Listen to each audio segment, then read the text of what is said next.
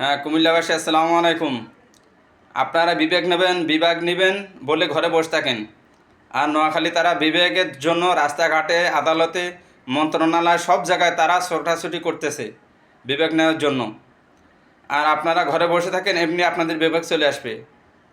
ফেসবুকে সবাই বলতেছে হয়ে গেছে, পেয়ে গেছি, এখনও ভাই দেরি আছে। যতক্ষণ মন্ত্রণালয় থেকে বিজ্ঞাপন জারি না করবে, হ্যাঁ, সরাসরি লাইভে বা সরাসরি সংবাদ সম্মেলন করে প্রকাশ না করবে, ততক্ষণ বিভাগ আসা নাই। দেখা যায় কচ্ছপ আর খরগোশের কাহিনী শুনেছেন। খরগোশ খরগোশ মনে করছে আমি এমনি পাস করব, আমি অনেক বড়। আর কচ্ছপ ওর চেষ্টার মাধ্যমে সফলতা আসছে। তো নোয়াখালী ওরা চেষ্টা করতেছে, আর আপনারা বসে থাকেন।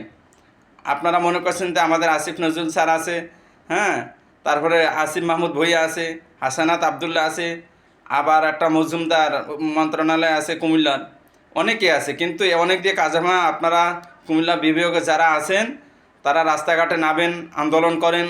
দেখা যায় সব জায়গায় এই বিভাগ নেওয়ার জন্য আপনারা প্রচেষ্টা চালান, নয়তো কিন্তু হাট থেকে ফসকে যাবে, নোয়াখালীর দিকে চলে যাবে বিভাগ। আর বিভাগ নেওয়ার জন্য কোনো বিভাগীয় মানুষ, কোনো নোয়াখালী বা কুমিল্লা মানুষ কাউকে কেউ গালাগালি করবেন না। সবারই বাপমা আছে, সবাই মুসলমান, সব জায়গায় আলেম ওলামা আছে, আল্লাহওয়ালা আছে।